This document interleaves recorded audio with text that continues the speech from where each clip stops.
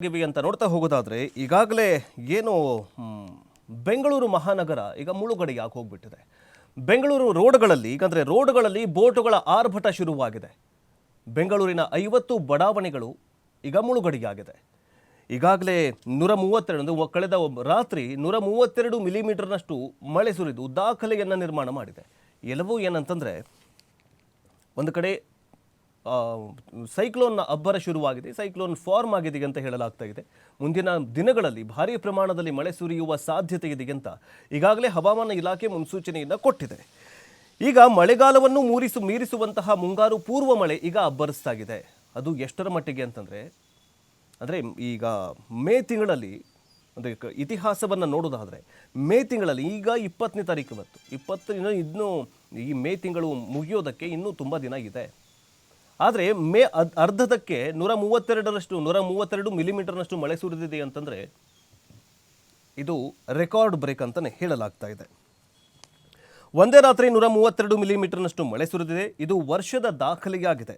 ಇನ್ನು ಬೆಂಗಳೂರಿನ 50 ಬಡಾವಣೆಗಳು ಮುಳುಗಡೆಯಾಗಿವೆ. ನದಿಯಂತಾದಂತಹ ಬೆಂಗಳೂರಿನ ರಸ್ತೆಗಳು, ಜೊತೆಗೆ ಎಲ್ಲೆಲ್ಲೂ 3-4 ಅಡಿಗಳಷ್ಟು ನೀರು ನಿಂತಿದೆ. 3 ಜನ ಈಗಾಗಲೇ ಸಾವಿಗೀಡಾಗಿದ್ದಾರೆ. ಮನೆಗಳಿಗೆ ರಾಜಕಾಲುವೆ ನೀರು ನುಗ್ಗಿದೆ. ಜನ ಪರದಾಡುವ ಪರಿಸ್ಥಿತಿ ನಿರ್ಮಾಣವಾಗಿದೆ. ಇನ್ನು ನಿನ್ನೆ ಇಡೀ ದಿನ ನಗರದ ಹಲವೆಡೆ ಟ್ರಾಫಿಕ್ ಜಾಮ್ ಉಂಟಾಗಿತ್ತು. ಜೊತೆಗೆ ದೋಣಿಗಳು ಜೊತೆಗೆ ಟ್ರ್ಯಾಕ್ಟರ್ನನ್ನು ಬಳಸಿ ಸುರಕ್ಷಿತ ಸ್ಥಳಗಳಿಗೆ ಪ್ರಾಣ ಉಳಿಸ್ಕೊಳ್ಳೋದಕ್ಕೆ ಜನ ಹೊರಟು. ಕೆಲವೊಂದಿಷ್ಟು ಜನರು ಟ್ರ್ಯಾಕ್ಟರ್ಗಳನ್ನು ಹತ್ತಿದ್ರೆ, ಇನ್ನೊಂದಿಷ್ಟು ಜನರು ಈ ಅರ್ತ್ ಮೂವರ್ ಅಂತಂದರೆ JCBಯನ್ನು ಹತ್ತಿ ಸುರಕ್ಷಿತ ಸ್ಥಳಗಳಿಗೆ ಹೋದರು. ಇವೆಲ್ಲವೂ ಕೂಡ ಅಂದರೆ ಅದರಲ್ಲೂ ಲೇಔಟ್ಗಳಿಂದ ನೀರು ಹೊರಹಾಕುವ ಕಸರತ್ತು ನಡೆಸಲಾಗ್ತಾ ಇದೆ. ಈಗಾಗಲೇ ಇಷ್ಟೆಲ್ಲ ಅವಾಂತರಗಳನ್ನು ಸೃಷ್ಟಿ ಮಾಡಿರುವಂತಹ ಈ ಮುಂಗಾರು ಅಂದರೆ ಬರೀ ಪ್ರಕೃತಿಯ ಮೇಲೆ ನಾವು ಮಾತ್ರ ಏನಂತಂದ್ರೆ ದೋಷಿಸಬಾರ್ದು. ಅಧಿಕಾರಿಗಳೇನು ಮಾಡ್ತಾಗಿದ್ರು, ಈ ರೋಡ್ಗಳ ಮೇಲೆ ಹೋಗಬೇಕಾದ್ರೆ ಎಲ್ಲಿ ರಸ್ತೆ ಗುಂಡಿ ಇದೆಯೋ, ಎಲ್ಲಿ ತಗ್ಗಿದೆಯೋ ಒಂದೂ ಗೊತ್ತಾಗ್ತಾ ಇಲ್ಲ. ಈ ರಸ್ತೆ ಮೇಲೆ ಈಗೇನು ಮುಳುಗಡೆ ಆಗಿದಾವಲ್ಲ, ಈ ಥರನಾಗಿ ರಸ್ತೆಗಳೇನಾದರೂ ಹಾಳಾದರೆ ಅದನ್ನು ರಿಪೇರಿ ಮಾಡೋದಕ್ಕೆ 1 ತಿಂಗಳು ತೊಗೊಳ್ತಾರೆ. ಇಲ್ಲ, ಆ ರಿಪೇರಿ ಮಾಡೋದಕ್ಕೆ 1 ತಿಂಗಳು ತೊಗೊಳ್ಳುವಂಥ ಸಂದರ್ಭದಲ್ಲಿ ಟ್ರಾಫಿಕ್ ಜಾಮ್ ಎಷ್ಟಾಗುತ್ತೆ. ಸೊ ಹೀಗೆ ಸಾಲು ಸವಾಲುಗಳನ್ನು ಹೊತ್ತುಕೊಂಡು ಈಗ BBMP ಮತ್ತೆ ಆಕ್ರೋಶಕ್ಕೆ ಗುರಿಯಾಗ್ತಾಗಿದೆ. ಜನ ಹಿಡಿಶಾಪ ಹಾಕ್ತಾ ಇದ್ದಾರೆ. ಕಾರಣ, ಮನೆಗಳಿಗೆ ನೀರು ನುಗ್ಗುತ್ತೆ.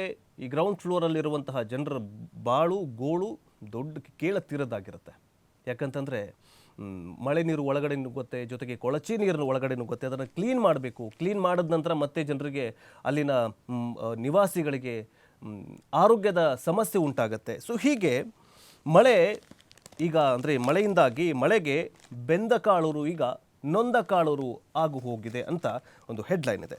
ಇನ್ನು 3 ಜನ ಸಾವಿಗೀಡಾಗಿದ್ದಾರೆ. ರಾಜಧಾನಿಯಲ್ಲಿ ಮಳೆ ಸಂಬಂಧಿಸಿದಂತಹ ಅನಾಹುತದಲ್ಲಿ 3 ಜನ ಸಾವಿಗೀಡಾಗಿದ್ದಾರೆ. ಜೊತೆಗೆ ರಾಜರಾಜೇಶ್ವರಿ ನಗರದಲ್ಲಿ 3 ಹಸು, 1 ಕರು ಹಾಗೂ 1 ಎಮ್ಮೆ ಮಳೆಗೆ ಸಾವಿಗೀಡಾಗಿದೆ. ಜೊತೆಗೆ ಗಾಳಿ ಸಹಿತ ಭಾರೀ ಮಳೆಗೆ ನಗರದಲ್ಲಿ 30ಕ್ಕೂ ಹೆಚ್ಚಿನ ಮರಗಳು ಕುಸಿತವಾಗಿವೆ. ಜೊತೆಗೆ ಮೊನ್ನೆ ರಾತ್ರಿ ಅಷ್ಟೇ 12ರಿಂದ ನಿನ್ನೆ ಬೆಳಗ್ಗೆ 6 ಗಂಟೆಯವರೆಗೆ ಅಂದರೆ 6 ತಾಸುಗಳ ಮಳೆ ಸುರಿದಂತಹ ಪರಿಣಾಮ ಈ ಎಲ್ಲ ಅವಘಡಗಳಿಗೆ ಕಾರಣ ಅಂತ ಹೇಳಲಾಗ್ತಾ ಇದೆ. ಇನ್ನು ಸಾಯಿ ಲೇಔಟ್ ಮತ್ತೆ ಮುಳುಗಡೆಯಾಗಿದೆ.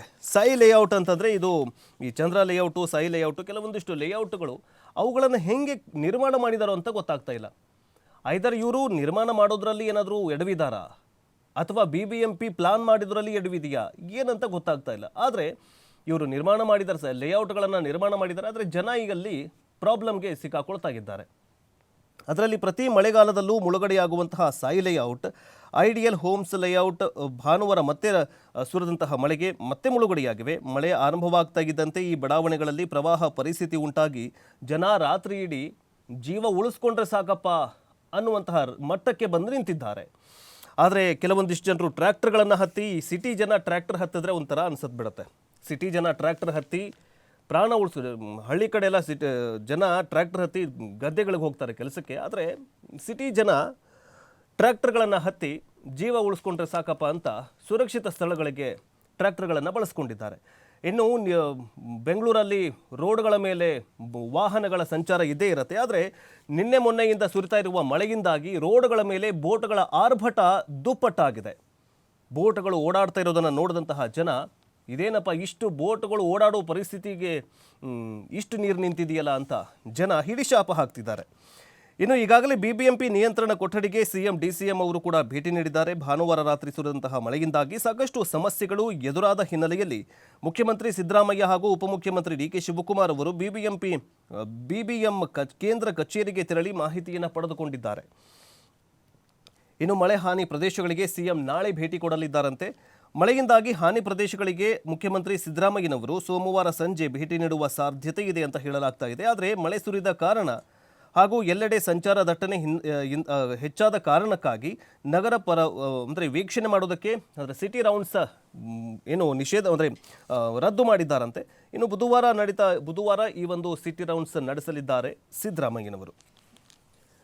ಹಾಗಾದರೆ ಈಗಾಗಲೇ ಏನಂತಂದರೆ ನಿನ್ನೆ ಅಷ್ಟೇ ನೀರಿನಲ್ಲಿ ಕೆಟ್ಟು ನಿಂತಹ BMTC ಬಸ್ಗಳ ಗೋಳು ಒಂದು ಕಡೆ ಆದರೆ ಕಾರುಗಳ ಇನ್ನೊಂದು ಕಡೆ, ಇದೆಲ್ಲದರ ನಡುವೆ ಇದು ಬೈಕ್ ಸವಾರರ ಪರದಾಟವು ಒಂದು ಕಡೆಯಾಗಿತ್ತು. ಯಾಕಂತಂದರೆ ಬೈಕ್ ಸವಾರರ ಪರದಾಟ ಯಾಕಂತಂದರೆ ಹಿಂಗೆ ರೋಡ್ಗಳ ಮೇಲೆ ಈ ಥರ ನೀರು ನಿಂತರೆ ಎಲ್ಲಿ ಗುಂಡಿ ಇದೆ, ಎಲ್ಲಿ ತಗ್ಗು ಪ್ರದೇಶ ಇದೆ, ಎಲ್ಲಿ ಏನಿದೆ ಅಂತಲೇ ಗೊತ್ತಾಗೋದಿಲ್ಲ, ಅಂದಾಜೆ ಸಿಗೋದಿಲ್ಲ.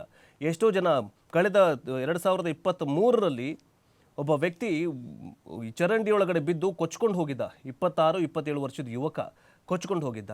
ಸೊ ಹೀಗಾಗಿ ಆದಷ್ಟು ಬೇಗ ಈ ನಿಂತಿರುವಂತಹ ನೀರನ್ನು ತೆರವುಗೊಳಿಸುವ ಕಾರ್ಯವನ್ನು ಈಗಾಗಲೇ ಬಿಬಿಎಂ ಅವರು ಮಾಡ್ತಾ ಇದ್ದಾರೆ. BBM ಅಂತಂದರೆ ಗ್ರೇಟರ್ ಬೆಂಗಳೂರು ಮಹಾನಗರ ಪಾಲಿಕೆ ಈಗಾಗಿದೆ. ಸೊ BBMP ಅಲ್ಲ, ಈಗ BBM ಆಗಿ ನಿನ್ನೆ ಮೊನ್ನೆ ಅಷ್ಟೇ ಅದು ಕನ್ವರ್ಟ್ ಆಗಿದೆ. ಕನ್ವರ್ಟ್ ಆದ ತಕ್ಷಣ ಈಗ BBMಗೆ ಮೊದಲ ಸವಾಲು ಏನಂತಂದರೆ ಅದು ಮಳೆಗಾಲ, ಮಳೆ ನೀರನ್ನು ಹೆಂಗೆ ತೆಗಿಬೇಕು ಅಂತ.